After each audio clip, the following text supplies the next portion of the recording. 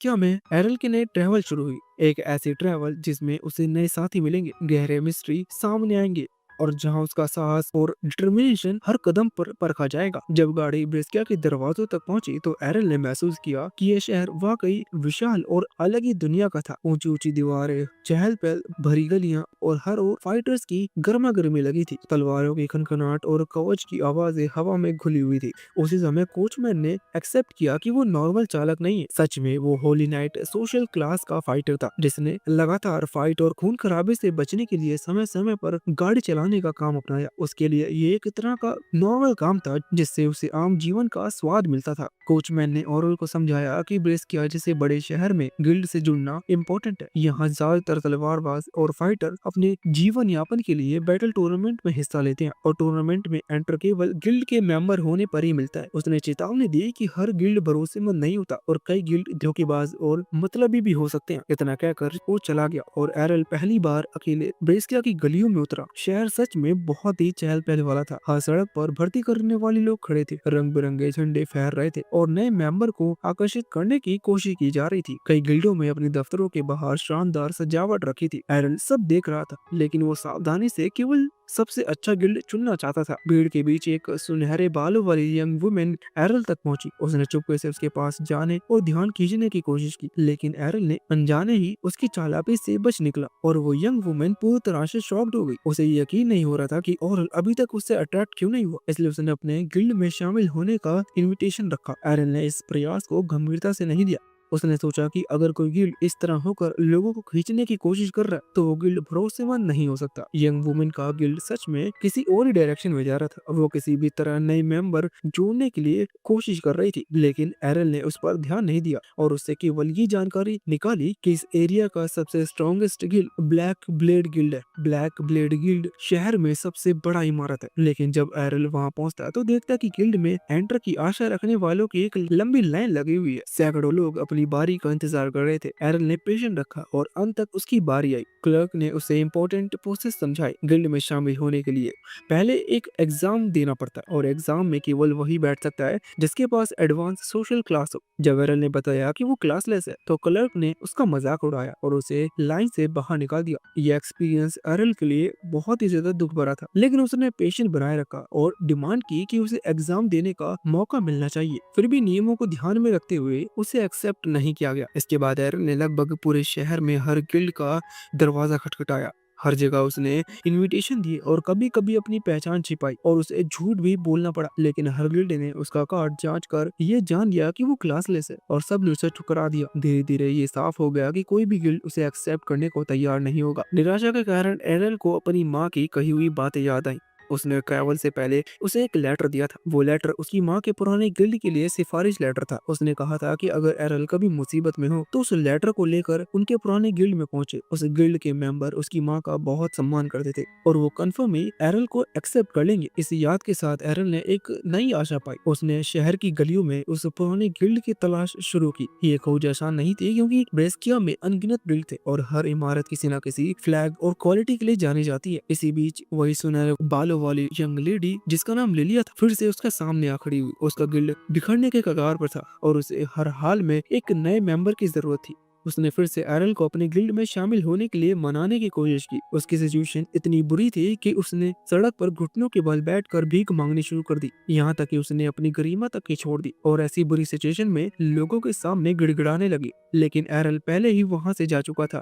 आसपास खड़े लोग लिलिया की हालत देखकर हंस रहे थे और उसे एकदम आम नजरों से देख रहे थे। एरल अभी भी चलता जा रहा था। उसे पूरा यकीन था कि उसकी माँ का गिल्ड आसपास ही होगा। कई गिल्ड उसकी नजरों से गुजरे, लेकिन उसे सही प्लेस पहचानना मुश्किल हो रही थी। फिर भी वो अपने एम की ओर बढ़ता रहा क्योंकि उसे विश्वास था कि उसकी माँ का लेटर उसके लिए एक नई शुरुआत का दरवाजा खोलेगा। एरल गलियों में अपनी माँ के पुराने गिल्ड की तलाश में आगे ही बढ़ता रहा था कि अचानक लिलिया फिर से उसके सामने आ खड़ी। इस बार उसने केवल डिमांड ही नहीं की बल्कि उसके पास ही अपने गिल्ड की ओर इशारा करके दिखाया। दूरी से देखने पर एरल को शौक हुआ कि वो गिल्ड सच में काफी अच्छा है। एरल की पहली सोच यही थी, इतना अच्छा गिल्ड इतनी बुरी हालत में कैसे हो गया और एक नए मेंबर के लिए इतनी बेताबी क्यों दिखा रहे हैं ये लोग। लिलिया ने समझाया कि उनकी गिल्ड कभी बहुत ही ज्यादा फेमस हुआ करता था। उनका नाम ड्रैगन फैंग था और बेस्किया के सबसे शक्तिशाली गिल्ड में से एक माना जाता था। लेकिन समय के साथ कई घटनाएं हुई, बड़े फाइटर बिछड़ गए और लगातार हार झेलने के बाद गिल्ड अपनी पुरानी ताकत खो बैठा। अब हालत इतने खराब हो चुके थे कि ड्रैगन फैंग सबसे कमजोर गिल्ड में गिने जाने लगा था। फिर भी लिलिया को पूरा विश्वास था कि एक दिन ये गिल्ड फिर से अपनी पुरानी ऊंचाइयों पर पहुंचेगा।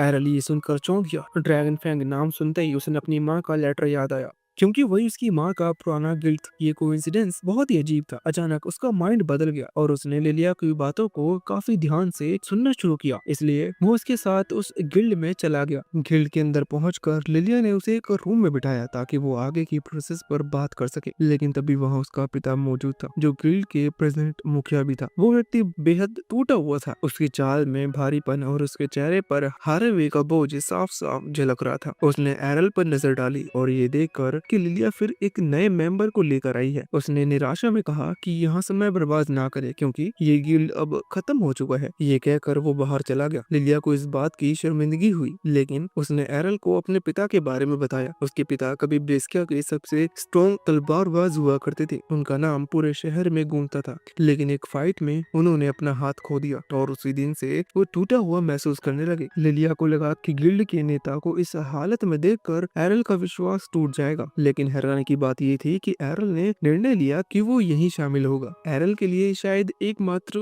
ऑप्शन था, क्योंकि कोई और गिल्ड उसे एक्सेप्ट नहीं कर रहा था। यह लिलिया के लिए बहुत बड़ी राहत वाली बात थी। उसने तुरंत एडमिशन का कॉन्ट्रैक्ट लेटर निकाला और उसे एरल के सामने रख दिया, और जब उसने उस पे साइन किए तो वो अधिकारी रूप में ड्रैगन फैंग गिल्ड का मेंबर बन गया। लेकिन तभी लिलिया ने ध्यान दिया कि उसने सच में एरल से उसकी क्लास के बारे में पूछा ही नहीं था। उसने कॉन्ट्रैक्ट लेटर देखा और हैरान रह गया, क्योंकि एरल ने उसमें अपनी सिचुएशन क्लासलेस लिखी हुई थी। शुरू में उसे लगा कि ये कोई मजाक है, लेकिन जब एरन ने अपने आइडेंटिटी कार्ड दिखाकर यह साबित किया वो सचमुच क्लासलेस है, तो लिलिया सुन रह गई। उसकी खुशी पल भर में गुस्से में बदल गई और उसने सोचा कि ये मेंबर गिल्ड के लिए बोझ बन जाएगा। लिलिया ने निराशा होकर ये मान लिया कि क्लासलेस फाइटर टूर्नामेंट में किसी काम का नहीं होगा। उसी समय गिल्ड की एक और मेंबर लीना कमरे में आई। लिलिया तुरंत रोते हुए उसके पास गई और बताया कि नया मेंबर क्लासलेस निकला है। जैसे ही लेना ने क्लासलेस शब्द सुना, उसने तुरंत समझ लिया कि यहाँ किसके बारे में बात हो रही है। उसने एरल को गौर से देखा और पूछा कि वो यहाँ क्या कर रहा है। एरल ने उसे अनदेखा किया, मानो वो अजनबी हो। लेना को विश्वास नहीं हुआ कि एरल उसे पहचान नहीं रहा। उसके साथ गांव में बिताए ट्रेनिंग के दिनों की याद उसके मन में ताजा हो गई, लेकिन एरल को याद नहीं आ रहा था, केवल इतना कि उसने कभी लाल बालों वाले एक साथी के साथ प्रैक्टिस की थी। उसे लगता था कि वो साथी कैप्टन इवांस का बेटा था। लेना ने सच्चाई बताई कि कैप्टन इवांस का कोई बेटा नहीं था, केवल एक बेटी थी, और वही बेटी अब उसके सामने खड़ी है। एरल को तब महसूस हुआ कि वही पुरानी साथी थी। उसने अपनी भूल एक्सेप्ट की और उसे पहचान लिया। लेना ने बताया कि वो पिछले 5 साल से लगातार ट्रेनिंग कर रही थी ताकि एरल से कभी पीछे न रह जाए। अब जब एरल सामने था तो उसने उसे चुनौती दी। उसने कहा कि वो दिखाएगी कि इन वर्षों में उसने कितनी प्रैक्टिस की है। एरल हमेशा की तरह किसी चुनौती से पीछे हटने वाला नहीं था। दोनों बैटल एरिया में आ गए। वहाँ प्रेजेंट लोग एक्साइटमेंट से देखने लगे कि अब क्या होगा। जैसे ही मुकाबला शुरू हुआ, लेना ने अपनी जुड़वा तलवारों से एक तेज वार किया। एरल ने भी उसकी तकनीक की नकल करके उसे डोज किया। दोनों वार आमने सामने टकराए, लेकिन एरल की शक्ति कमजोर पड़ रही थी। उसे चोट लग गई। एरल समझ नहीं पाया कि ऐसा कैसे हुआ। लेना ने उसे बताया कि उसकी तकनीक की नकल करना उतना फायदेमंद नहीं होगा, क्योंकि अब उसकी शक्ति कई गुना बढ़ चुकी है। उसके वार एरल से 5 गुना ज्यादा शक्तिशाली थे। एरल उसकी ताकत देखकर बहुत ही ज्यादा शॉक हुआ। उसने सोचा कि अगर शक्ति उसका मुख्य हथियार है तो उसे केवल इतना करना है कि उसकी चोट से बचा जाए। अगली बार जब लेना ने वार किया तो एरल इतनी तेजी से हट गया कि उसकी जगह पर एक धुंधला परछाई सी छा गई। लेकिन जैसे ही एरल की चाल को देखा, उसकी आंखें फैल गईं। वो पहचान गई कि ये चाल सुप्रीम शैडो स्वॉर्ड एबिलिटी जैसी थी। ये तकनीक बेहद मुश्किल मानी जाती है और नॉर्मल फाइटर इसे कभी सीख नहीं पाते। उसे विश्वास नहीं हुआ कि एरल ने बिना किसी अपॉर्चुनिटी के केवल प्रैक्टिस और एक्सपीरियंस से इतना मुश्किल एबिलिटी हासिल कर ली। हालांकि एरल के लिए ये इतना मिस्टीरियस नहीं था, क्योंकि उसकी नजर में ये बस एक तेज स्पीड से चलने का तरीका था। अब सिचुएशन पूरी तरह बदली, क्योंकि लेना कितनी भी कोशिश करती, एरल पर एक खरोच तक नहीं छोड़ पा रही थी। उसका हर वार खाली हवा में गिरता और एरल की गति उसके हर प्रयास को असफल कर देती। कुछ ही देर में एरल ने मौका देकर उसकी ही ताकत को उसके खिलाफ मोड़ दिया। जब लेना ने पूरी ताकत से हमला किया, एरल ने उसे काफी अच्छे से रोक कर उस पावर को वापस उसी की तरफ उल्टा भेज दिया। अगले ही पल लेना जमीन पर गिरी पड़ी बेहोश थी। फाइट का रिजल्ट साफ था, एरल जीत चुका था। लेना हार मानने को तैयार थी, लेकिन अंदर ही वो टूटी हुई थी। उसने 5 साल लगातार मुश्किल ट्रेनिंग की, केवल इसीलिए कि वो एरल को हरा सके। लेकिन रिजल्ट वही निकला, एरल अब भी उससे ज्यादा ताकतवर था। बाहर से उसने खुद को खुश दिखाने की कोशिश की, लेकिन जैसे ही वो कमरे से बाहर निकली, उसकी आंखों से आंसू रुक नहीं रहे थे। एरल और लिलिया ने उसे कुछ समय देने का डिटर्मिनेशन किया और वो दोनों वापस अपने रूम में लौट आए। वहां बैठकर एरल ने लिलिया से गिल्ड की सिचुएशन डिटेल से समझने को कहा। लिलिया ने बताया कि उनका गिल्ड इस समय भारी कर्जे में डूबा हुआ है। अगर वो अगली कंपटीशन नहीं जीत पाए तो गिल्ड पर लगा ये कर्जा उन्हें पूरा खत्म कर देगा। कंपटीशन से मिलने वाले पैसे ही उनका एकमात्र सहारा है, लेकिन उसमें भाग लेने के लिए कम से कम 3 मेंबर होना ही इम्पोर्टेंट था। यही कारण था कि लिलिया इतने बेचैन होकर नए मेंबर को ढूंढ रही थी। एरल को ये जानकर हैरानी हुई कि ऐसी सिचुएशन में भी लेना अब तक इस गिल्ड के साथ बनी रही। लिलिया ने उसे बताया कि जब लेना पहली बार शहर आई थी तो किसी बड़े गिल्ड से उसे एक्सेप्ट नहीं किया, क्योंकि कोई भी एक्सपीरियंस गिल्ड एक छोटे बच्चे को कभी अपने गिल्ड में शामिल नहीं करेंगे। लेकिन उसके पिता ने दया और विश्वास दिखाते हुए लेना को अपने गिल्ड में शामिल कर लिया। तब से लेना ने इसे अपना घर मान लिया और वफादारी से यहीं रही। जब उसकी सिचुएशन बेहद मुश्किल थी, एरल ने उसे ठंडे दिमाग से सोचा। उसकी नजर में चिंता करने की कोई जरूरत नहीं थी। अगर वो कंपटीशन जीत लेते तो सारी समस्या अपने आप ही हल हो जाती। हाँ, ये चुनौती काफी मुश्किल थी कि उनकी टीम में केवल 3 ही लोग होंगे और उन्हें 5-5 लोगों वाली टीम का सामना करना पड़ेगा। लेकिन एरल के भीतर ये सोच थी कि चुनौती ही असली ताकत की पहचान होती है। उसने मन ही मन ये ठान लिया कि वो इस चुनौती से पीछे नहीं हटेगा। यही उस दुनिया की कहानी का अंत था। कंपटीशन पास आया, गिल्ड की आशाएं एरल पर टिकी थी और आगे के रास्ते में कई घटनाएं इंतजार कर रही थी। फिर अगली सुबह एरल उठा। बाहर से तलवारों की टकराने की आवाज और लोगों की हलचल सुनाई दे रही थी, यानी शहर की सुबह हो चुकी थी। जल्दी जल्दी नहा कर और हल्का नाश्ता करके वो नीचे आया, जहाँ लीना और लिलिया पहले से ही उसका इंतजार कर रही थी। आज तीनों पहली बार साथ बैठे थे ताकि अपने गिल्ड के अगले कदम के बारे में बात कर सकें। लिलिया के चेहरे पर हमेशा की तरह वो शरारती मुस्कान थी। उसने बड़ी खुशी से बताया कि अब जब ड्रैगन फैंग गिल्ड में 3 मेंबर हो गए हैं तो वो लोग आखिरकार टीम बैटल में हिस्सा लेने के लायक बन गए हैं। इस हफ्ते के एंड में गिल्ड की बड़ी प्रतियोगिता होने वाली थी और यही मौका था जब वो लोग अपने गिल्ड का नाम फिर से ऊपर ला सकते थे। उसने समझाया कि टूर्नामेंट 1 बाय 1 बैटल फॉर्म होता है और हर टीम में ज्यादा से ज्यादा 5 मेंबर्स हो सकते हैं, लेकिन वो तीनों ही थे। ये सोच कर लीना थोड़ी चिंतित हो गई। उसे लगा कि कम मेंबर होने से जीतना मुश्किल हो सकता है, पर लिलिया ने हमेशा की तरह कॉन्फिडेंट थी। उसने कहा कि वो और लीना दोनों बी रैंक तलवारबाज हैं और जब तक उसका सामना किसी ए रैंक फाइटर से नहीं होता सब कंट्रोल में रहेगा। एरल चुपचाप सुनता रहा। उसके लिए ये सब कुछ नया था, क्योंकि उसने पहले कभी रैंक सिस्टम के बारे में नहीं सुना था। लिलिया ने उसे डिटेल में समझाया कि तलवारबाजों की ताकत 4 रैंक में बांटी जाती है, सी, बी, ए और एस। पूरे ब्रेसिया शहर में करीब 500 तलवारबाज हैं, लेकिन उनमें से सिर्फ 20 लोग ही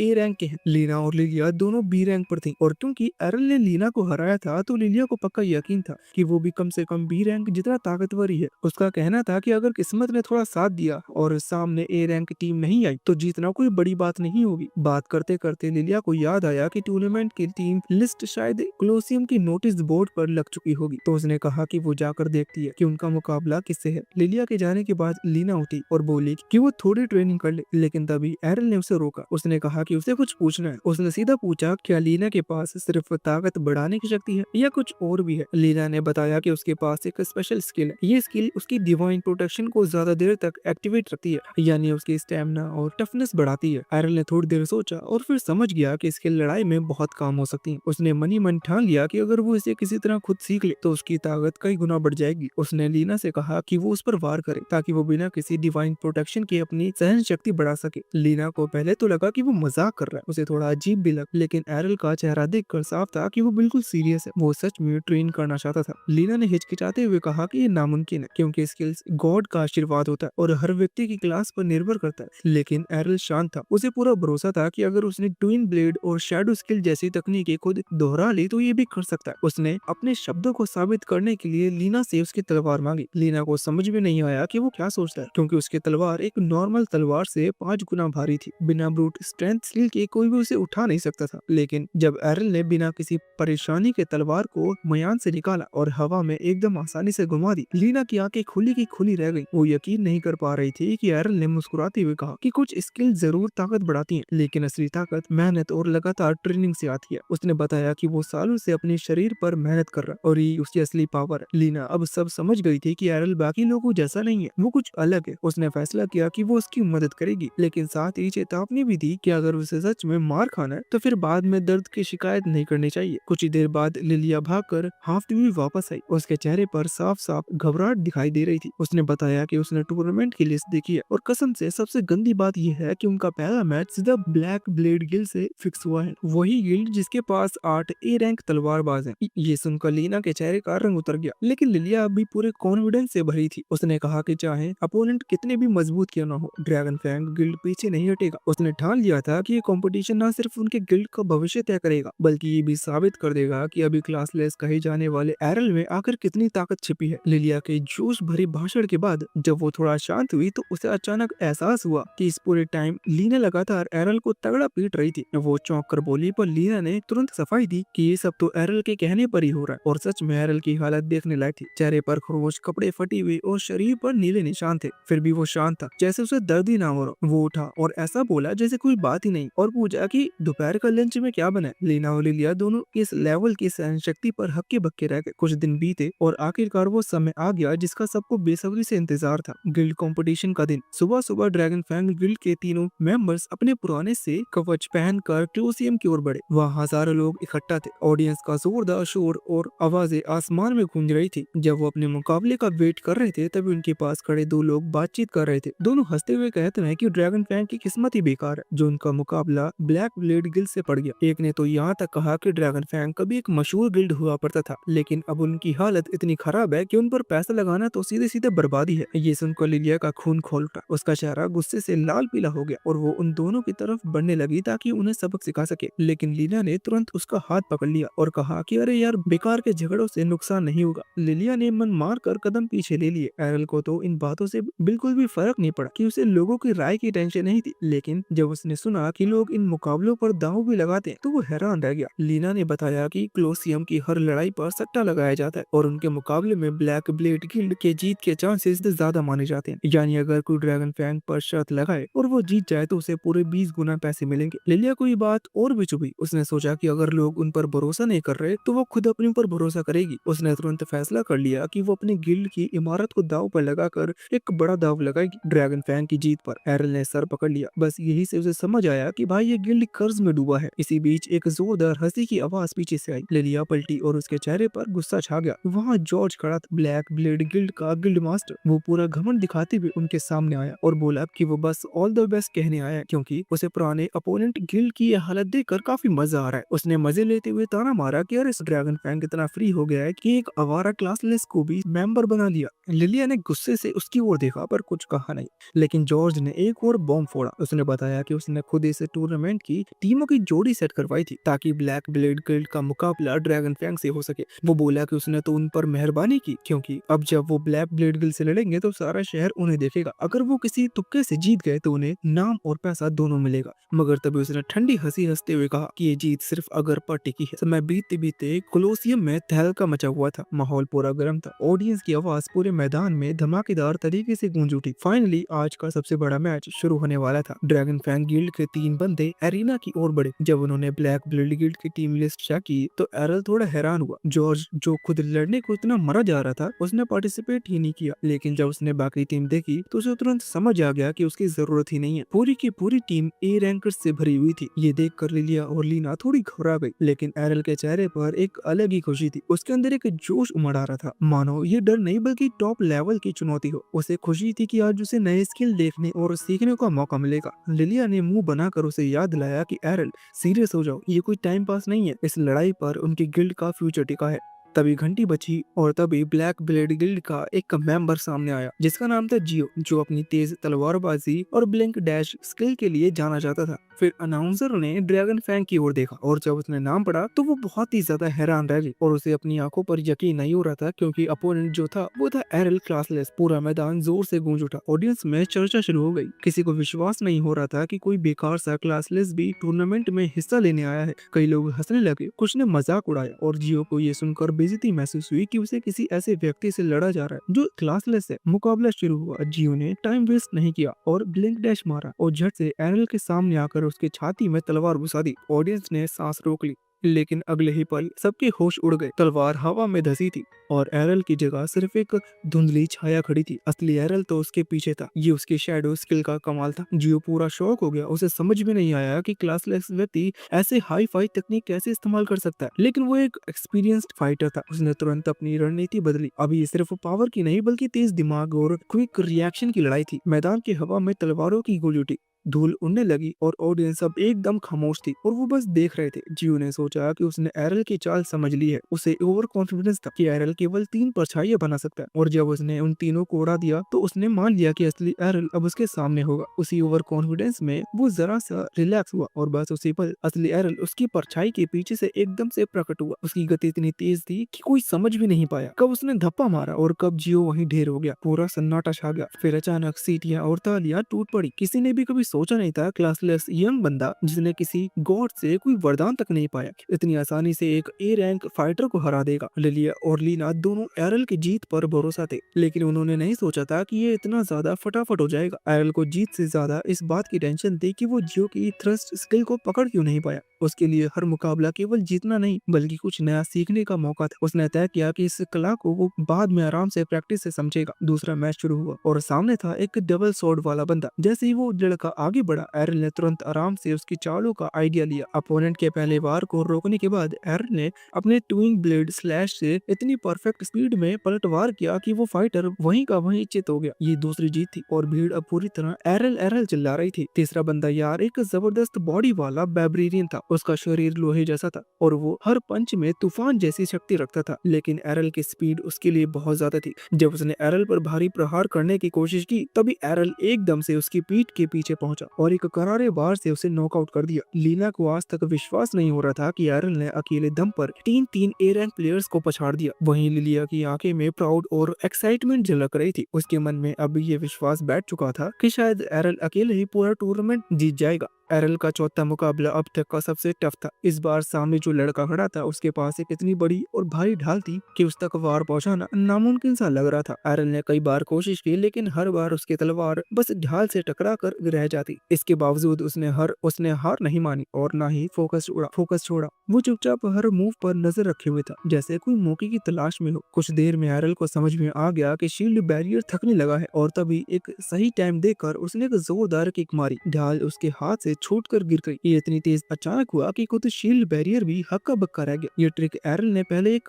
बाइबेरियन से सीखी थी और अब उसने इसे सही जगह इस्तेमाल किया। अब जब उसके पास ढाल नहीं थी तो बचाव का कोई तरीका नहीं बचा था। एरल ने बिना देर किए एक स्ट्रॉन्ग अटैक किया और मुकाबला अपने नाम कर लिया। पूरे मैदान में फिर से तालियों और शोर की आवाज गूंजने लगी। ये उसकी चौथी जीत थी और अब लोग सोचने लगे कि क्या सच में एरल के पास कोई क्लास नहीं है। कई लोगों को भरोसा नहीं हो रहा था कि कोई बिना किसी क्लास के इतना पावरफुल हो सकता है। आयोजकों ने सबकी उलझन दूर करने के लिए गिल्ड एसोसिएशन से उसकी असली रिपोर्ट मंगवाई। जब रिपोर्ट सबके सामने पड़ गई तो उसमें साफ लिखा था कि क्लास नन। कुछ सेकंड के लिए सब शांत हो गए, लेकिन फिर तालियों की गूंज चारों तरफ फैल गई। अब लोगों को यकीन हो गया था कि एरल की ताकत कोई जादू टोना नहीं बल्कि उसकी मेहनत, प्रैक्टिस और जबरदस्त डेडिकेशन का नतीजा है। लिलिया के दिल में गर्व और उम्मीद दोनों का एहसास था। उसे लगने लगा कि एरल सिर्फ उनकी गिल्ड का एक और मेंबर नहीं बल्कि आने वाला वक्त का सबसे बड़ी उम्मीद है। वही लीना जो अब तक बस उसे एक खास लड़का समझती थी अब उसके लिए और भी रिस्पेक्ट फील करने लगी थी। उसे समझ आया कि असली ताकत ना क्लास से मिलती है ना किसी नाम से। असली चीज है आत्मविश्वास और लगातार मेहनत की। अब बारी थी फाइनल मुकाबले की। स्टेज पर जो योद्धा आया वो बाकी सबसे एक कदम आगे था। उसका नाम था मसामुने और लोग उसे ब्लैक ब्लेड फाइटर के नाम से जानते थे। उसका चलना, उसकी आंखों की चमक और उसका एटीट्यूड सब कुछ बता रहा था कि ये फाइट हल्की नहीं होने वाली। एरल को अंदर ही अंदर एक अलर्ट सा फील हुआ, इसलिए उसने शुरुआत में थोड़ा फासला बनाए रखा और उसकी हर हरकत पर नजर रखी। दूसरी तरफ मसामुने को लग रहा था कि एरल जल्द वापस आएगा और वो उसे एक ही बार में खत्म कर देगा, लेकिन जब एरल ने दूरी बनाए रखी तो उसके प्लान में थोड़ी दिक्कत आने लगी। थोड़ी देर बाद मसामुने ने मुस्कुराते हुए कहा कि अब वो अपनी अल्टीमेट मूव दिखाएगा। ये सुनकर एरल के चेहरे पर भी हल्की सी मुस्कान आई, जैसे उसे भी अब दिलचस्पी हो गई हो कि सामने वाला क्या करने वाला है। एरल धीरे धीरे आगे बढ़ा और और उसकी अटैक रेंज में आ गया। तभी मसामुने की तलवार बिजली की तरह चमकी और इतनी स्पीड से आई कि देखने वालों को लगा जैसे टाइम स्लो हो गया हो। तलवार सीधा एरल की गर्दन की तरफ आ रही थी, लेकिन अगले ही पल कुछ ऐसा हुआ कि सब दंग रह गए। एरल वहां से गायब हो चुका था। मसामुने की आंखें खुली रह गई। उसे समझ में नहीं आया कि एरल अचानक कहाँ गया। तभी उसके पीछे से एक हल्की सी आवाज आई और जैसे ही उसने मुड़कर देखा, एरल उसके ठीक पीछे खड़ा था, बिल्कुल शांत, जैसे कुछ हुआ ही ना हो। तब एरल ने बताया कि उसने ट्रेनिंग किसी ऐसे इंसान से ली थी जिसकी स्पीड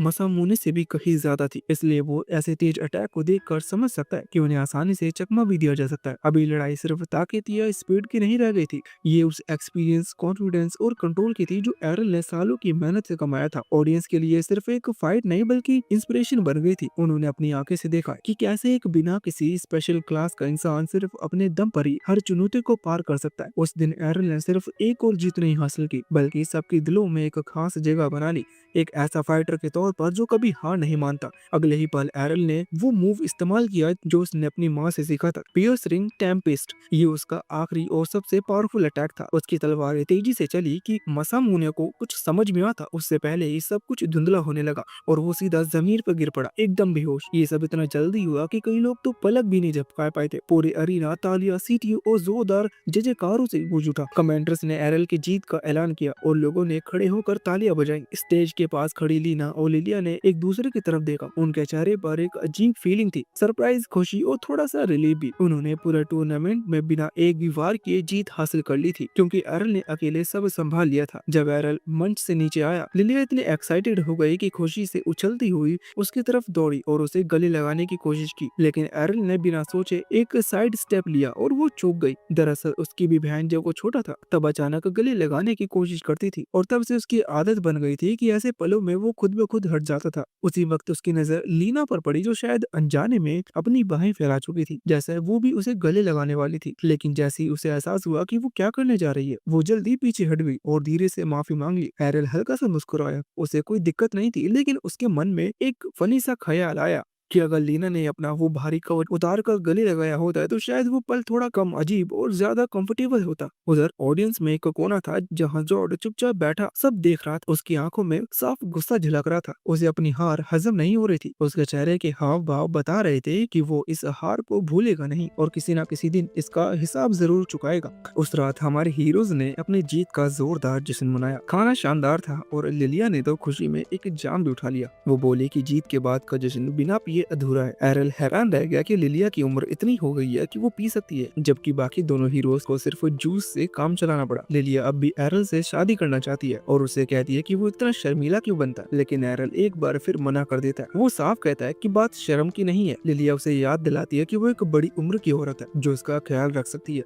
मगर एरल तो साफ कहता है कि वो किसी रैन जैसी लड़की से शादी करना पसंद करेगा। ये सुनकर लिलिया और रैन दोनों चौंक जाती है, लेकिन रैन को यकीन नहीं होता कि एरल सच बोल रहा है। उसे लगता है कि बस लिलिया को टालने की चाल है। रैना बताती है कि लोग हमेशा उसे लड़कों जैसा मानते आए हैं। उसके पुराने बालों की स्टाइल और तलवारबाजी की आदत ने उसकी औरत जैसी छवि को ढक दिया है, यहाँ तक कि एरल भी उसे पहले लड़का ही समझ बैठा था। रैना को लगता है कि उसमें कोई औरत वाली बात नहीं है, लेकिन एरल उसकी कुछ महिलाओं वाली खासियतों को देखकर मन ही मन सहमत नहीं होता। रैन कहती है कि उसे सिर्फ सबसे तलवारबाज बनना है और उसे अपने रूप यानी कि अपने स्टेटस को चेंज करना है। वहीं लिलिया को तो समझ भी नहीं आता कि रैना इतनी भोली कैसे है। भगवान ने उसे क्या क्या दिया है, उसे अंदाजा नहीं है कि कैसा इस्तेमाल करना है। इसी मौके का फायदा उठाते हुए लिलिया फौरन एरल के पास पहुंचती है और कहती है कि वो उसे कमरे में लेकर जाकर मसाज दे सकती है ताकि वो थोड़ा रिलैक्स कर सके। लेकिन रैना को लिलिया की ये हरकतें अब बर्दाश्त नहीं होती। लिलिया तो कहती है कि वो बिल्कुल मासूम है, लेकिन उसका चेहरा कुछ और ही बोलता है। एरल फिर से कहता है कि उसे तो रैना के साथ रिलैक्स करना पसंद आएगा और लिलिया को उसकी जिद पर यकीन नहीं होता। रैना मदद करने के लिए तैयार हो जाती है, लेकिन एरल का आराम असल में ट्रेनिंग निकलता है। रैन कहती है कि ये तो आराम नहीं बल्कि टॉर्चर है, लेकिन एरल समझाता है कि उसके लिए बहुत जरूरी है, उसे गट स्किल सीखनी है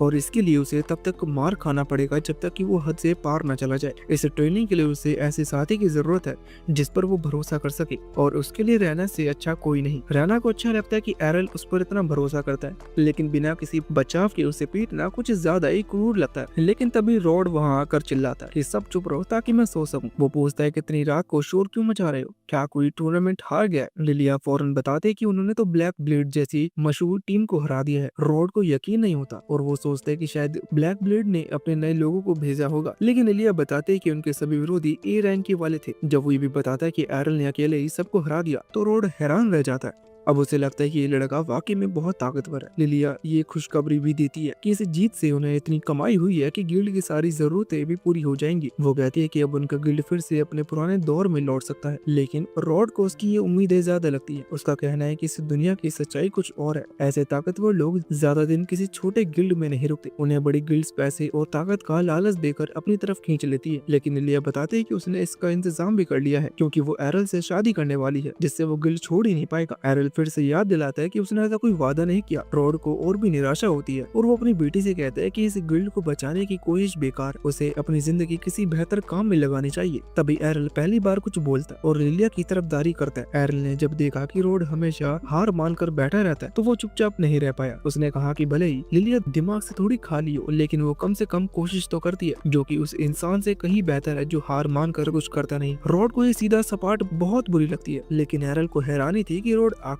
कब तक ऐसे ही मायूस बना रहेगा। एरल ने उसे याद दिलाया कि उसके पास अभी भी एक हाथ है और वो अब भी तलवार चला सकता है, मगर ये बात रॉड को भड़का देती है। उसने एरल को झपट लिया और गुस्से में कहा कि उसे रॉड की हालत का जरा भी अंदाजा नहीं है। रॉड का क्लास ड्यूअल स्वॉर्डमैन था और जब वो अब 2 तलवार नहीं चला सकता तो उसके सारे स्किल बेकार हो चुके हैं। स्किल सिर्फ एक बार मिलते हैं और अब वो किसी काम के नहीं रहे। एरल मानता है कि उसे रॉड की पूरी सिचुएशन नहीं पता, लेकिन वो खुद भी मुश्किलों से गुजरा है। उसका तो कोई क्लास ही नहीं था, ना कोई स्किल, ना कोई पावर। ये सुनकर रॉड और ज्यादा झुंझला जाता है और वहाँ से चला जाता है। लेकिन एरल ये महसूस करता है कि रॉड के अंदर आज भी जबरदस्त ताकत है, भले ही वो खुद को बेकार समझ रहा हो। एरल को लगता है कि रॉड आज भी एक महान तलवारबाज बन सकता है, लेकिन उसने खुद को छोड़ दिया है। लिलिया फिर भी एरल की बातों के लिए उसका शुक्रिया अदा करती है। उसे लगता है कि शायद ये बात उसके पिता के दिल तक पहुंच गई होगी। रहना भी मानती है कि रॉड एक अच्छा इंसान है, बस उसे फिर से अपनी जुनून और मकसद ढूंढने की जरूरत है। एरल को भी उम्मीद है कि रॉड दोबारा ट्रेनिंग शुरू करेगा और वो खुद उससे कुछ सीखना चाहता है, क्योंकि ड्यूअल स्वॉर्ड्समैन से सीखने को बहुत कुछ हो सकता है। एरल के सीखने की भूख देखकर लिलिया उसे सुझाव देती है कि वो एक बार डंजन में ट्राई करे। रहना हैरान रह जाती है जब उसे पता चलता है कि एरल को डंजन के बारे में कुछ भी नहीं पता। दोनों लड़कियां बताते हैं कि तलवारों के शहर के नीचे एक विशाल डंजन है, जिसमें जाल ही जाल बिछे हैं और हर जगह खतरनाक मॉन्स्टर्स हैं। ये सुनकर एरल में एक अजीब सी एक्साइटमेंट आ जाती है। रहना भी जाने को तैयार हो जाती है, क्योंकि उसे सोर्ट्स गुड टूर्नामेंट की तैयारी करनी है। एरल को इसका भी कुछ पता नहीं होता, जिससे लड़कियां समझ जाती है कि ये लड़का वाकई एक गाँव से आया है और शहर की दुनिया से बिल्कुल अनजान है। सोर्ट्स गुड टूर्नामेंट असल में पूरे शहर का सबसे बड़ा मुकाबला होता है,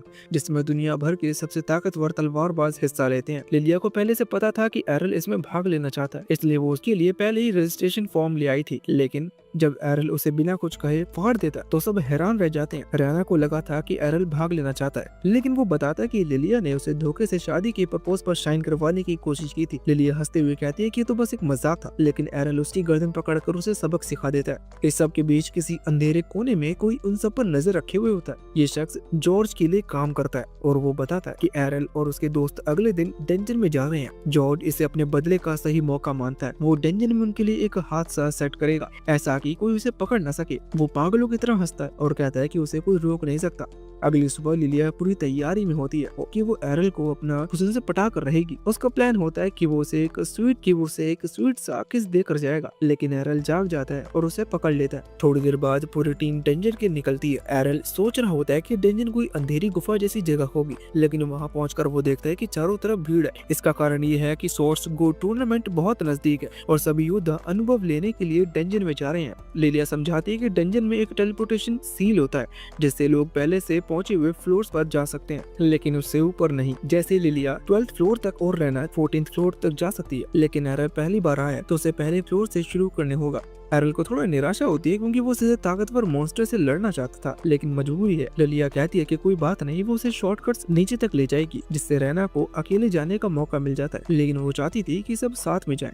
लिलिया चालाकी से कहती है कि एक ही गार्ड काफी है और पूछती है कि क्या रैना को उससे कोई दिक्कत है, जिस पर रैना मना कर देती है। लिलिया इस बात से खुश हो जाती है और एरल को एकांत में ले जाने की बात करती है, लेकिन एरल फिर से साफ कर देता है कि वो रैना को भी चाहता है। रैना खुशी से साथ चलने को तैयार हो जाती है। जैसे ही वो टेलीपोर्ट होकर नीचे पहुंचते हैं, उनका सामना विलिंग आर्मर नाम के मॉन्स्टर से होता है। एरल का एक बार आसानी से रोक देता है, लेकिन ये मॉन्स्टर बहुत तेज है और एक का हमला उसे लगभग चौंका देता है। भले ही ये भारी कवच में हो, उसकी स्पीड डराने वाली है, लेकिन लेकिन एरल परेशान नहीं होता और एक सिर काट देता है। उसे हैरानी होती है जब वो देखता है कि सिर कटने के बावजूद वो अभी भी हिल रहा है। रहना समझाती है कि ये मैजिक से चलने वाली कवच है, इन्हें दर्द नहीं होता और उनकी कमजोरी नहीं होती। एरल तुरंत समझ जाता है कि इन्हें रोकने का सही तरीका है उनकी टांगों पर वार करना। वो एक को गिरा देता है लेकिन वो अभी भी थोड़ा रेंग रहा होता है। रहना भी अपना दुश्मन निपटा चुकी होती है। हालांकि ये सब नुकसान नहीं पहुंचा सकते, लेकिन ये जल्दी फिर से रिजनरेट होकर हमला कर सकते हैं। एरल को लगता है कि ये तो एकदम परफेक्ट ट्रेनिंग स्पॉट है, बार बार इनसे लड़ाई हो सकती है। लिलिया इस लड़ाई को बहुत ही कठिन बनाती है, लेकिन एरल और रहना उसे तुरंत टोक देते हैं क्योंकि उसने कुछ भी नहीं किया। लिलिया कहती है कि वो जानबूझकर पीछे नहीं रही, बस एरल और रहना बहुत तेज थे। लेकिन एरल और रहना उसे तुरंत टोक देते हैं क्योंकि उसने कुछ भी नहीं किया था। लिलिया कहती है कि वो जानबूझकर पीछे नहीं रही, बस एरल और रहना बहुत तेज थे। इससे एरल को पहली बार ये सवाल आता है कि आखिर लिलिया का क्लास क्या है। लिलिया गर्व से कहती है कि वो एक फेंसर है और चाहे तो उसे कोई भी स्किल सिखा सकती है,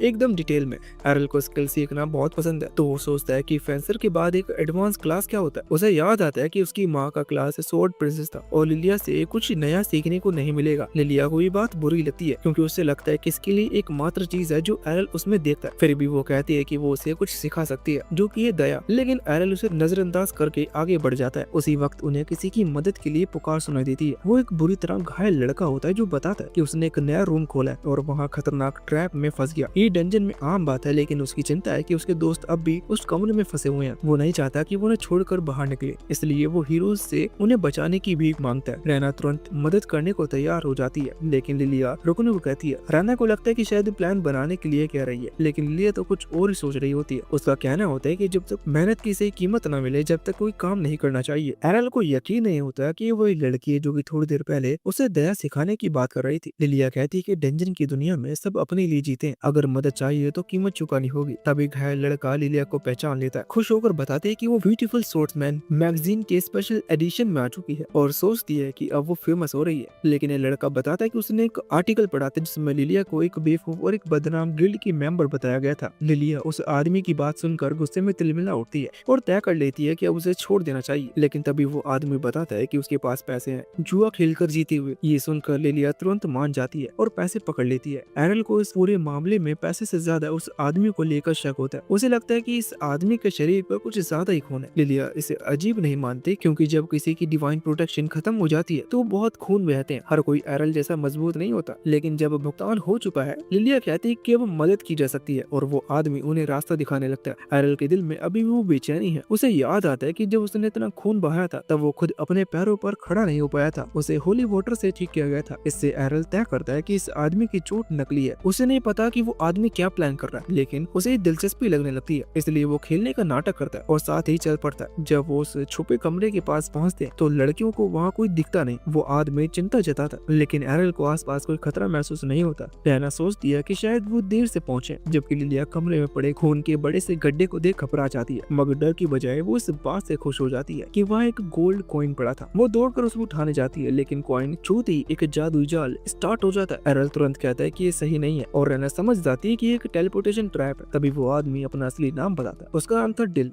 और कहता है कि उसे खुशी है कि लिलिया उतनी ही लालची है जितना लोग कहते हैं। वो मानता है कि उसने सबको धोखा दिया और माफी मांगता है क्योंकि ये सब उसका काम था, लेकिन वो खुद भी तब चौंक जाता है जब ट्रैप उसे भी पकड़ लेता है। उसे नहीं बताया गया था कि ये जाल कमरे में मौजूद हर चीज को टेलीपोर्ट कर देगा। सभी अचानक एक अजीब कमरे में पहुंच जाते हैं जिसमें कोई रास्ता नहीं होता। रहना बताते हैं कि उसने इससे पहले ऐसे कमरा कभी देखा नहीं, ये जरूर 14th फ्लोर से भी नीचे का लेवल है। लिलिया दिल से जवाब मांगती है, लेकिन गलती से अपना गोल्ड कॉइन लात से दूर कर देती है। उसी समय कॉइन के चारों ओर एक रोशनी फैलती है और सभी को सतर्क होना पड़ता है। दिल बताता है कि उसका काम बस इतना था कि वो उन्हें एक खास जगह तक लेके जाए जहाँ ये ट्रैप एक्टिवेट हो जाए, और अब वो सभी डंजन की सबसे निचली मंजिल पर पहुंच गए हैं जहाँ एडवांस लेवल सोर्स गार्ड छुपे हुए हैं। तभी एक सोर्ड गार्ड वहाँ आता है। लिलिया तो मानती थी कि क्लास लेवल एक मिथ है, सोचने का समय नहीं होता क्योंकि अगले ही पल एरल उसे झुकाने पर मजबूर कर देता है, नहीं तो उसका सिर उड़ा दिया जाता है। उस हमले से दीवार चूर चूर हो जाती है। वो लड़कियां हैरान रह जाती हैं कि ये कैसा पागलपन भरा स्किल था, मगर एरल को पहले से पता होता है और वो बताता है कि ये एक डिवाइन एयर स्लाइस है जो हवा में ही एक दूसरी दुनिया जैसा स्लैश मारता है। लिलिया को यकीन नहीं होता इतनी दूर से इतना खतरनाक वार किया जा सकता है, लेकिन ये सब शुरुआत थी। स्वॉर्ड गिल्ड की रफ्तार और ताकत दोनों की एक्सप्रेशन नहीं की जा सकती। वो एरल को दीवार में पटक देता है जिसे वो पूरी तरह तोड़ देता है। लड़कियां डर जाती हैं और सोचती हैं कि एरल की जान गई, लेकिन एरल बताता है कि उसके द्वारा सीखी गई गट स्किल अब काम आ रही है।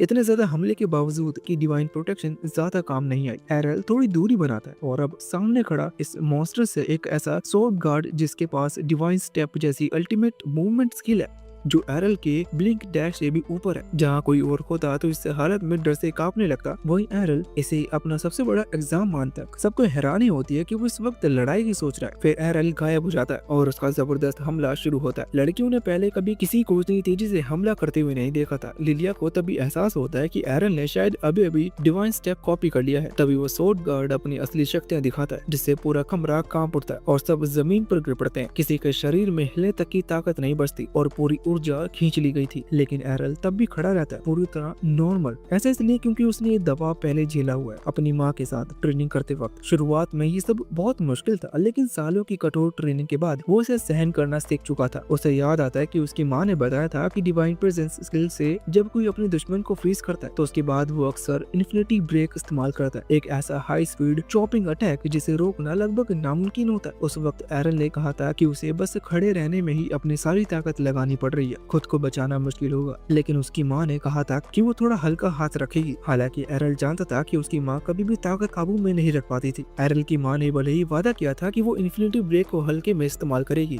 लेकिन उसने फिर से वही गलती दोहरा दी। उसने पूरी ताकत से हमला किया और लगभग पूरा जंगल तबाह कर दिया। अब इस पल में जब एरल खुद ही उसी स्किल का सामना कर रहा था, उसे अपनी माँ की पागल ट्रेनिंग का महत्व समझ आया। जब गॉड वही खतरनाक इन्फिनिटी ब्रेक स्किल तैयार करते हैं तो एरल लिलिया की गोल्ड कॉइन से उसका ध्यान भटकाता है। फिर वो हवा में उछाल लगाकर खुद वो स्किल इस्तेमाल करता है जिसे उसने इतने सालों से सीखा। उसके वार से वो तलवार पूरी तरह चूर चूर हो चुकी थी। लिलिया अपने पति पर फूली नहीं समाती, मगर एरल को फिर याद दिलाना पड़ता है कि वो शादी नहीं कर रहे। रहना थोड़ी सहज हो जाती है, लेकिन लिलिया बीच में टपक पड़ती है और उन्हें याद दिलाती है कि अभी रास्ता ढूंढना बाकी है। तभी एक रोशनी दिखाई देती है, जिसे देख एरल सोचता है कि शायद फिर कोई मजबूत दुश्मन मिलेगा, लेकिन ये असल में एक टेलीपोर्टेशन स्पेल होता है। सब समझ जाते हैं कि बाहर निकलने का रास्ता है और लिलिया डील को भी साथ चलने के लिए कहती है। डील हैरान होता है, उसे लगता है कि उसे छोड़ दिया जाएगा या पीट दिया जाएगा। उधर एक बार में रोड एरल की बातों को याद करता है कि एक हाथ से भी लड़ाई मुमकिन है। रोड को ये बात हजम नहीं हो रही। तभी कुछ लड़के पास की टेबल पर बैठकर हंसते हुए बात करते हैं कि उन्होंने कैसे कुछ बेवकूफ एडवेंचर्स को एक टेलीपोर्टेशन ट्रैप में फंसा दिया। शुरुआत में वो कहते हैं कि डील को छोड़ने में थोड़ा बुरा लगा, लेकिन फिर खुलकर हंसते हैं। असल में उन्होंने जानबूझकर डील को ट्रैप के बारे में पूरा सच नहीं बताया ताकि उन्हें ज्यादा हिस्सा मिल सके। वो ड्रैगन पैंग ग्रीड को घटिया बताते हैं और रॉड ये सब सुन लेता है। रॉड गुस्से में उनका टेबल तोड़ देता है और पूछता है कि उन्होंने उसकी बेटी के साथ क्या किया। तभी जॉर्ज वहाँ आता है, लेकिन जॉर्ज कहता है कि वो बस उसे दयालुता में उसे खबर देने आया है कि लिलिया और उसके दोस्त एक खतरनाक कमरे में चले गए हैं। रॉड को समझ आ जाता है कि ये सब जॉर्ज की ही चाल है। वो उस पर हमले करने की कोशिश करता है, मगर जॉर्ज आसानी से बच जाता है। रॉड अंदर से टूट जाता है और लिलिया के लिए चिल्लाता है, लेकिन तभी लिलिया और उसके दोस्त बार में पहुंच जाते हैं। वो जश्न मनाने आए हैं। रॉड को चैन मिलता है कि उसकी बेटी जिंदा है, लेकिन लिलिया बताती है कि ये सब जॉर्ज की चाल थी और अगर एरल नहीं होता तो शायद वो सब मारे जाते। एरल बताता है कि उन्होंने स्वॉर्ड गॉड को हराया और सही सलामत लौटे। डील ने सब कुछ कबूल किया और बताया कि जॉर्ज ही इसके पीछे था। जॉर्ज कहता है कि उसने कुछ भी गलत नहीं किया, क्योंकि डेंजर में हर कोई अपनी सुरक्षा का खुद जिम्मेदार होता है। रॉड कहता है कि जॉर्ज इससे बच नहीं पाएगा, लेकिन जॉर्ज उसे बस एक शराबी कहता है और वहाँ से निकल जाता है वापस अपने गिल्ड में। जॉर्ज गुस्से में अपना कमरा तहस नहस कर देता है। उसका पूरा प्लान पूरी तरह से फेल हो गया। वो मान नहीं पा रहा था कि एरल और उसके साथी अभी भी जिंदा है। जब से स्वॉर्ड प्रिंसेस गायब हुई है और उसने डुअल स्वॉर्ड किंग को हराया, तब से वो सोच रहा था कि अब वो सबसे ताकतवर तलवारबाज बनेगा, लेकिन अब एक बिना क्लास वाला लड़का उसके रास्ते में खड़ा है। तब उसके कमरे में एक धुंध भर जाती है और एक रहस्यमय तलवार प्रकट होती है। एक गहरी डरावनी आवाज गूंजती है जो जॉर्ज की नफरत और बदले की भावना को महसूस कर पा रही है। वो कहती है कि वो जॉर्ज की ये खौफनाक भावना देख सकती है और अब वक्त आ गया है कि उसकी चाहत पूरी की जाए।